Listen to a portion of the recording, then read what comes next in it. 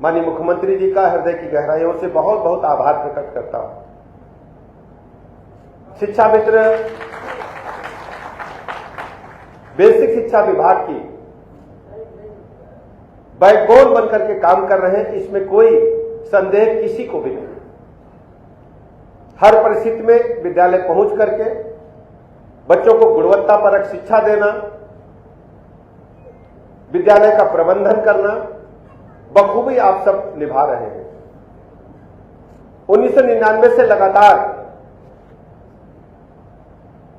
आप सब काम करते हुए प्रदेश के बच्चों को कल के भारत के निर्माण के लिए तैयार करने में अपना अमूल्य योगदान दे रहे हैं। विभिन्न रास्तों से गुजर आपको व्यवस्थित जीवन देने का काम किया है। अभी मैं कह सकता हूं, आप जीवन जीने में, सामाजिक जीवन में कहीं कोई समस्या न आए, इसके लिए हम चिंता करेंगे। मैं अपने लोगों से कहना चाहता हूं, शिक्षा मित्र एसोसिएशन के लोग हमें समय समय पर मिलते रहते हैं। शिक्षा के क्षेत्र में आप हमारे बच्चों के साथ खड़े हो, जो अच्छे ढंग से पढ़ाई पढ़ाते हैं, कुछ और की शिक्षा प्रदान करते हैं, लेकिन आपको लगता है कि शिक्षा के विद्यालय के बाद आप घर जाए, घर में कोई समस्या आती है, परिवार को दिक्कत आती है, बीमारी से संबंधित या भी कोई बात होती है, जहां कहीं लगता है कि मैं आपके साथ खड़ा हो सकता हूं, तो मैं आपके साथ प्रतिबद्धता के साथ खड़ा हूं।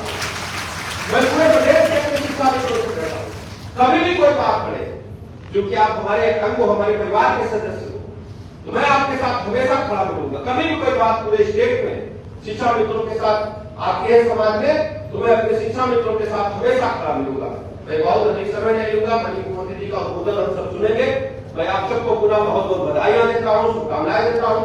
और हम जानते हैं उत्तर प्रदेश सरकार के जो आंकड़े हैं वो गवाह है कि ड्रॉप आउट रेट हमने कम किया है, साहेबगंज योजना से बेहतर विद्यालयों को बनाया है, स्मार्ट क्लासेस बनाई है, लिपुट को हमने सफलतापूर्वक लागू किया है। ढेर सारी योजनाओं के बारे में आप वाकिफ हैं। मैं बहुत अधिक समय नहीं लूंगा, आप सबको बहुत बहुत बधाइयां देता हूं, आभार प्रकट करता हूं प्रशासन का, जिन्होंने बेहतर ढंग से इस कार्यक्रम का संयोजन किया है, और माननीय मुख्यमंत्री जी का बहुत बहुत। उपस्थित सभी शिक्षा मित्र बहन और भाइयों, आज का इस समारोह आप सब की सेवाओं को सम्मान देने का समारोह है। मैं इस अवसर पर आप सबको बधाई देता हूं, आप सबको अपनी शुभकामनाएं देता हूं। वर्षों से आपकी मांग थी, लेकिन अपनी मांग को जो स्वतःस्फूर्त भाव के साथ आगे बढ़ती, उसको आप लोग टकरावट के साथ लेना चाहते थे। संवाद से समाधान की तरफ हमें जाना चाहिए। याद करिए, पिछली सरकारों ने गलत तरीके से नियमों का उल्लंघन करते हुए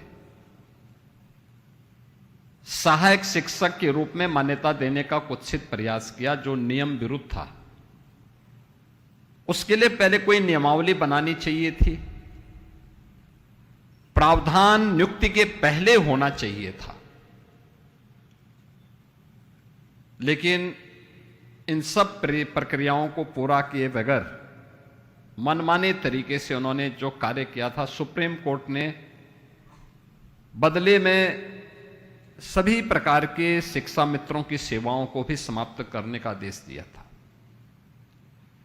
हमारे सामने चैलेंज था, ये 1.5 लाख परिवार सड़कों पर भूखों मरने की नौबत आएगी, क्योंकि इन्होंने एक लंबे समय तक सेवा दी थी। लगभग 18-19 वर्षों से सेवा कर रहे थे। उम्र के इस पड़ाव में ये कहां जाएंगे? और उस समय मेरे साथ डिप्टी सीएम के रूप में डिप्टी सीएम थे डॉक्टर दिनेश शर्मा जी। उन्होंने मुझसे कहा कि ये बड़ा संकट होगा, क्या किया जा सकता। हमारे मंत्रिमंडल ने तय किया कि हम इनकी सेवाएं समाप्त न करके इनका सहयोग लेंगे, और उनका जो 3,500 रुपये का मानदेय था, इसको बढ़ा करके हम 10,000 रुपया करेंगे। और ये हमारी सरकार ने 10,000 रुपये 2017 में ये मानदेय किया था। हम चाहते थे कि समय समय पर फिर इसको हम कुछ न कुछ करें। लेकिन आप लोगों के बीच में कुछ ऐसे चंदा वसूलीबाज आ गए थे जिन लोगों ने आपका शोषण किया, आपका दोहन किया, आपके साथ न्याय न हो इसके लिए विपक्षी दलों के षड्यंत्र का शिकार आपको बनाया। और जब सच्चाई आप सबको समझ में आई तो सरकार तो पहले से तैयार बैठी थी कि हम आपको सहयोग करें। और आज मुझे बताते हुए प्रसन्नता है कि 1,43,000 शिक्षा मित्रों को सरकार ने सीधे अब 18,000 रुपए का मानदेय देने का निर्णय लिया है और वह इसी महीने से घोषित भी हो गया है, यानी अप्रैल महीने से उसको हमने लागू कर दिया। यानी जो आपको मिलेगा वह इस बार से वह धनराशि आपको प्राप्त मिलेगी जिसके डमी चेक यहां पर उपलब्ध करवाए गए हैं।